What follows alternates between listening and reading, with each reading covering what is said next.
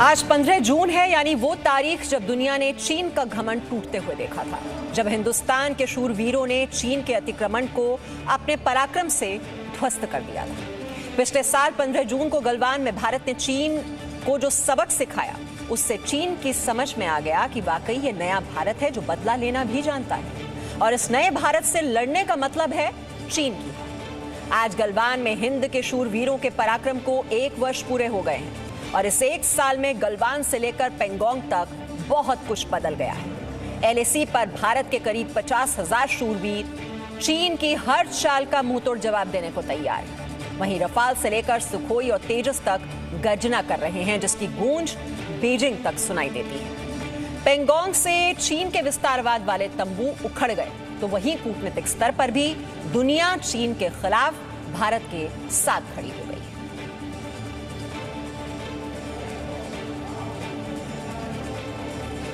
और गलवान घाटी में भारतीय सेना के शौर्य की आज पहली वर्षगांठ है। इस 1 साल में वहां के हालात में बहुत परिवर्तन देखने को मिला है। लद्दाख में एलएसी की सुरक्षा के लिए नई योजना है।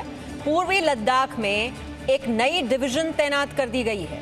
ये तैनाती पिछले साल तनाव बढ़ने के बाद भेजे गए सैनिकों के अतिरिक्त है। लेह में 14वीं कोर की ताकत बढ़ाने का फैसला किया गया है। तो 1 वर्ष पूरा हो गया है गलवान की गौरव गाथा को, और इस 1 साल में हम देख रहे हैं बहुत सारे बदलाव। लद्दाख में एलएसी की सुरक्षा के लिए नई योजना है। पूर्वी लद्दाख में एक नई डिवीजन तैनात कर दी गई है। ये तैनाती पिछले साल तनाव बढ़ने के बाद भेजे गए सैनिकों के अतिरिक्त है। लेह में 14वीं कोर की कमांडर को वहां पर तैनात किया गया है।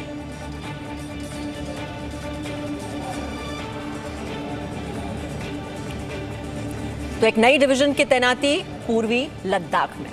एक और जहां देश गलवान की विजय गाथा याद कर रहा है, तो वहीं कांग्रेस ने फिर शौर्य पर सवाल उठाए हैं। कांग्रेस नेता रणदीप सुरजेवाला ने ट्वीट कर लिखा कि गलवान में देश की सीमा की रक्षा करते हुए अपने प्राण न्यौछावर करने वाले सभी वीर सपूतों को सादर नमन। हमारे 20 योद्धाओं को शहीद हुए 1 साल हो गया। चीनी आज भी हमारी जमीन पर जबरन काबिज हैं। मोदी सरकार देश की रक्षा में विफल रही है। तो ये रणदीप सिंह सुरजेवाला का ट्वीट। मोदी सरकार देश की रक्षा में विफल रही है, ये सवाल उठाया है कांग्रेस पार्टी के रणदीप सिंह सुरजेवाला ने। और वहीं सोनिया गांधी की ओर से भी बयान जारी किया गया है, जिसमें लिखा गया है कि आज भी हम भारत सरकार के जवाब का इंतजार कर रहे हैं। 1 साल बीतने के बाद भी देश के जवानों की शहादत की सच्चाई देश के सामने नहीं आई है। देश के प्रधानमंत्री ने 1 साल बाद भी कुछ भी स्पष्ट नहीं किया।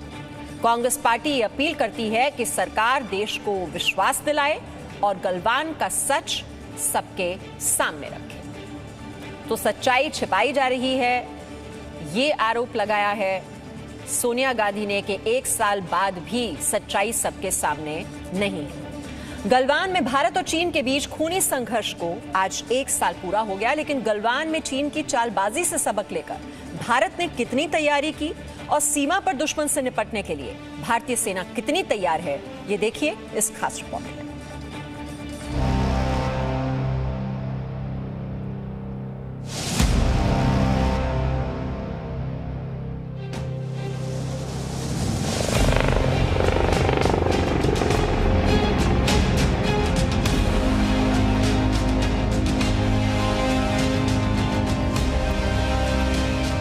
ये नए हिंदुस्तान का दमखम है।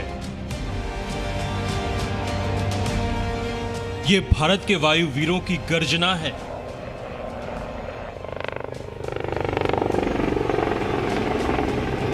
चालबाज चीन के खिलाफ ये भारत के शूरवीरों की हुंकार है।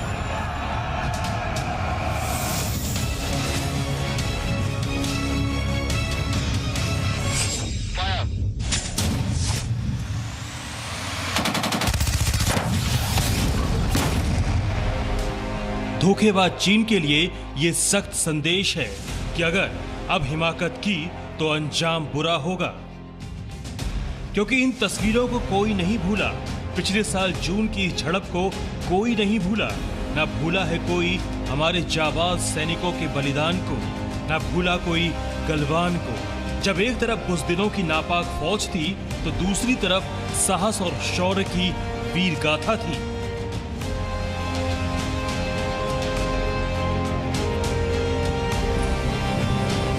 भारत और चीन के बीच गलवान घाटी में हुई झड़प को आज 1 साल पूरा हो गया है। बीते साल 15 जून को लद्दाख की बर्फीली गलवान नदी के किनारे जब चीन ने धोखे से हमला किया तो भारत के शूरवीर जवानों ने चीनी सैनिकों का कचूमर निकाल दिया। इस झड़प में चीन के कई सैनिक मारे गए, लेकिन भारत ने भी अपने 20 वीर जवानों को खो दिया।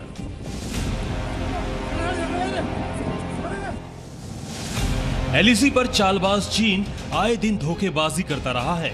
ऐसे में सवाल ये है कि आखिर भारत इसके लिए अब कितना तैयार है। गलवान झड़प के बाद से ही भारतीय सेना खुद को मजबूत बनाने में जुटी हुई है। इसी रणनीति के तहत लद्दाख में करीब 60,000 सैनिकों की तैनाती हुई। सैनिकों के लिए बुनियादी सुविधाओं का विकास किया गया।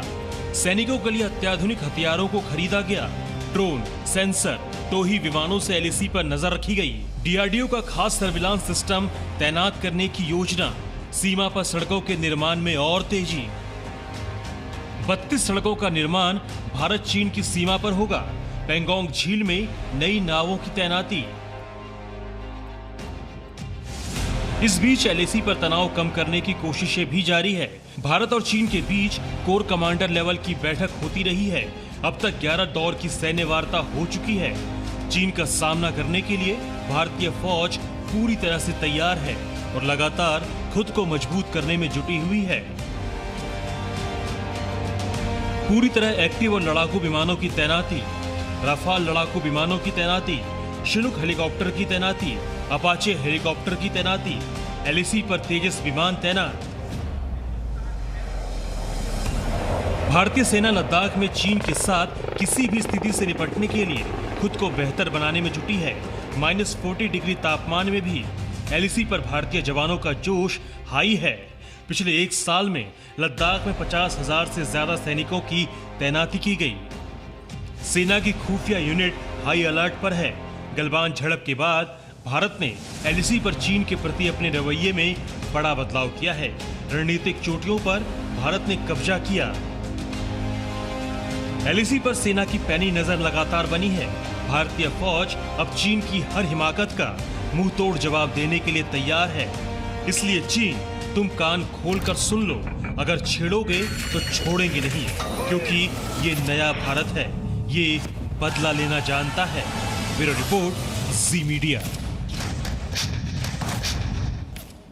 और हमारे डिफेंस कॉरेस्पॉन्डेंट कृष्णमोहन मिश्रा इस वक्त हमारे साथ जुड़ गए हैं और जो लगातार ये जब खूनी झड़प हुई थी, लगातार डिटेल्स और किस तरह से भारत की कितनी तैयारी 1 साल में हुई है, इसके बारे में हम जानकारी ले लेते हैं। कृष्णमोहन मिश्रा, हम देख रहे हैं 1 साल पूरा हो गया है और वो उस खूनी झड़प को ये देश कैसे भूल सकता है, और भारत की ओर से जो तैयारी की गई, जिस तरह से चीन की हर हरकत का जवाब दिया गया, लेकिन हम आज भी देख रहे हैं कि सियासी बयानबाजी हो रही है जिसमें कहा जा रहा है कि जबरन कब्जा किया हुआ है चीन ने, भारत सरकार विफल रही चीन के हमलों से निपटने में।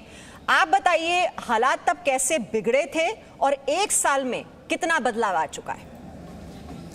देखिए, सबसे पहले तो हालात बिगड़े कैसे थे, उस बात को 1 साल हो चुके हैं जब भारत और चीन के बीच 1967 के बाद भारत और चीन की सेनाओं के बीच खूनी झड़प हुई थी। भारत और चीन की सेनाओं के बीच में कभी 1967 के बाद एक गोली नहीं चली, एक हथियार नहीं चला और किसी एक सैनिक की जान नहीं गई थी। लेकिन उस दिन यानी 15 और 16 जून की दरमियानी रात, 15 जून की शाम से शुरू हुआ था और 16 जून की सुबह तक वो सारा कुछ चलता रहा था, जिसमें भारत के 20 सैनिकों को वीरगति मिली थी और चीन के 40 से 45 सैनिकों को अपनी जान से हाथ धोना पड़ा था। उस दिन भी भारतीय सैनिकों ने अनुशासन का पालन करते हुए किसी भी फायर आर्म का इस्तेमाल नहीं किया था, एक भी गोली नहीं चलाई थी, लेकिन डंडों, लाठी, पत्थरों और चाकुओं से उन्होंने अपने साथियों की निर्मम हत्या का, जो कि धोखे से की गई थी, उस हत्या का बदला चीन से लिया था। उस बात को 1 साल बीत चुके हैं। गलवान के फौरन बाद भारतीय सेना ने अलग अलग तरीके की कार्रवाइयाँ की। उन कार्रवाइयों ने चीन को रणनीतिक रूप से बहुत ही खराब स्थिति में ला दिया। 29, 30 और 31 अगस्त को भारतीय सेना ने पेंगोंग झील के दक्षिणी किनारे में लगभग 70 किलोमीटर के इलाके में जितनी भी पहाड़ी चोटियां थीं जो कि रणनीतिक महत्व की थी, कैलाश रेंजेस भी उसमें शामिल थी, उन पर कब्जा किया था। वो चोटियां 1962 के बाद से कभी उन चोटियों पर भारतीय सेना तैनात नहीं रही थी। भारतीय सेना उन चोटियों पर पहुंची, उन पर कब्जा किया और वहां अपने मोर्चे बनाए। वहाँ मोर्चे बनाने से हुआ ये कि चीन की तरफ ये जो बाउल बनता है जहाँ पर उनका गैरिसन है, वो सारी की सारी जगह भारतीय सेनाओं के निशाने पर आ गई। ये चीन के लिए रणनीतिक रूप से बहुत टेक्टिकली बहुत ही डिसएडवांटेज वाली पोजीशन थी। चीन ने उसको काउंटर अटैक किया सितंबर के पहले हफ्ते में, लेकिन बहुत आसानी से उस काउंटर अटैक को पीछे कर दिया गया भारतीय सैनिकों द्वारा। इसी दौरान यानी सितंबर के पहले हफ्ते में ही भारतीय सेना के स्पेशल फोर्सेस ने पेंगोंग झील का जो नॉर्थ किनारा था, उत्तरी किनारा यानी फिंगर एरिया जिसको कहते हैं, वहां पर फिंगर 4 और फिंगर 5 के चारों तरफ जो स्ट्रेटेजिक हाइट्स थी उनको भी हासिल कर लिया। यानी चीनी सैनिक फिंगर 4 पर मोर्चा जमाए बैठे तो थे, लेकिन उनके चारों तरफ ऊंचाई में भारतीय सैनिक तैनात हो गए। ये भी चीन के लिए एक बहुत मानसिक दबाव वाली बात थी। उसी का परिणाम हुआ कि चीन ने न केवल आगे बढ़ना छोड़ा बल्कि वो बातचीत की टेबल पर आया और आखिरकार उसकी परिणति 10 फरवरी को सेनाओं के विड्रॉल से हुई, गलवान के नॉर्थ किनारे से, उत्तरी किनारे से भी और दक्षिणी किनारे से भी। अब सवाल ये आता है कि एक साल बाद क्या हुआ। एक साल बाद LAC का पूरा मंजर बदल चुका है। इस एक साल में भारतीय सेना ने न केवल अपने इन्फेंट्री के जो जवान थे उनको लगभग 50,000 जवान तैनात रहे पूरी सर्दियां, और ये सर्दियां मीमांसा ऐसी जगहों पर थी जहां पर कोई इंफ्रास्ट्रक्चर नहीं था, जहां पर कोई शेड नहीं था, कोई बिल्डिंग नहीं थी, और तापमान सर्दियों में -40 -45 डिग्री तक जाता था। भारतीय सैनिक उस दौरान टेंटों में रहे, खास तरह के टेंट हासिल किए गए, उनको खास तरह के कपड़े दिए गए, एक रोटेशन का तरीका डेवलप किया गया कि कैसे अगर कोई जवान बहुत ही खराब स्थिति में सुपर हाई ऑल्टीट्यूड में है तो उसको कुछ दिनों बाद रिलीफ के लिए थोड़ा नीचे ले आए कि वो थोड़ा सा अच्छा महसूस करे, और उसके बाद फ्रेश जो ट्रुप्स हैं उनको ऊपर इंडक्ट करें। ये इस तरह की चीज़ें ईजाद की गई, नई ड्रिल्स तैयार की गई, जैसे कि टैंक -45 डिग्री में टैंक आज से पहले कभी नहीं रहे। 15,000 फीट की ऊंचाई पर दुनिया में कभी टैंकों की तैनाती नहीं हुई, तो टैंकों के लिए ड्रिल तैयार की गई कि रात को 5 से 6 बार उनको स्टार्ट किया जाएगा ताकि उनका इंजन गर्म रहे और इंजन जमे नहीं और उनकी जो स्टील है वो टूटे नहीं, क्योंकि इस टेम्परेचर पर स्टील भी टूटने लगती है। उनके फ्यूल में केरोसिन मिलाया गया ताकि वो जमे नहीं डीजल, और इस तरह से नई ड्रिल्स तैयार की गई। और पहली बार ऐसा हुआ कि एक मिथक को तोड़ा गया भारतीय सेना द्वारा, जो कि एक था मिथक कि इस जगह पर बगैर इंफ्रास्ट्रक्चर के सर्दियां नहीं काटी जा सकती, लेकिन भारतीय सैनिकों ने पूरी सर्दियां वहां पर काटी। विड्रॉल तो 10 फरवरी के बाद शुरू हुआ है, जिस समय तक कड़ाके की सर्दियां निकल गई थी, यानी पूरी सर्दियां भारतीय सेना ने बगैर किसी इंफ्रास्ट्रक्चर के काटी। एक बहुत बड़ा एक मिथक था जिसको तोड़ा। दूसरा मिथक था कि भारतीय चीनी सैनिक इनविंसिबल है, अपराजेय हैं, उनको हराया नहीं जा सकता है। भारतीय सैनिकों ने इस भ्रम को तोड़ दिया। चीनी सैनिकों को न केवल पेंगोंग झील के दक्षिणी किनारे में मात खानी पड़ी, बल्कि जो भी उन्होंने काउंटर अटैक्स किए उनको भी भारतीय सैनिकों ने बड़ी आसानी से पीछे धकेल दिया, और चीन ने दोबारा उसके बाद कभी भी आगे बढ़कर काउंटर अटैक करने, उन पोजीशंस पर कब्जा करने की कोशिश नहीं की जहां पर भारतीय सेना जमी हुई थी। ये भी एक बहुत बड़ा मिथक था जिसको तोड़ा गया। जी, LAC पर जरूर अभी भी डेरा डाला हुआ है चीन ने, सैन्य तैनाती को भी वो मजबूत कर रहा है, लगातार युद्धाभ्यास कर रहा है, सड़कें बनाने से लेकर बंकर बनाना, सैन्य चौकियां बनाना। ये अगर चीन की ओर से ये कदम उठाए गए तो फिर भारत की ओर से भी माकूल जवाब दिया गया, और आज पूरा देश गलवान के बलवानों के पराक्रम को याद कर रहा है, वो शौर्य जिसने चीन की नींद उड़ा दी थी। जी न्यूज ने गलवान में भारतीय शूरवीरों की विजय गाथा की खबर सबसे पहले आपको दिखाई थी, और जी न्यूज दिन भर गलवान के वीरों की गाथा आपको दिखाता रहेगा। ग्लोरी ऑफ गलवान, गलवान की गौरव गाथा। एक छोटा सा ब्रेक ले रहे हैं, इसी के साथ लौटते हैं जब। Presenting B News app available on Google Play and App Store. Download it now.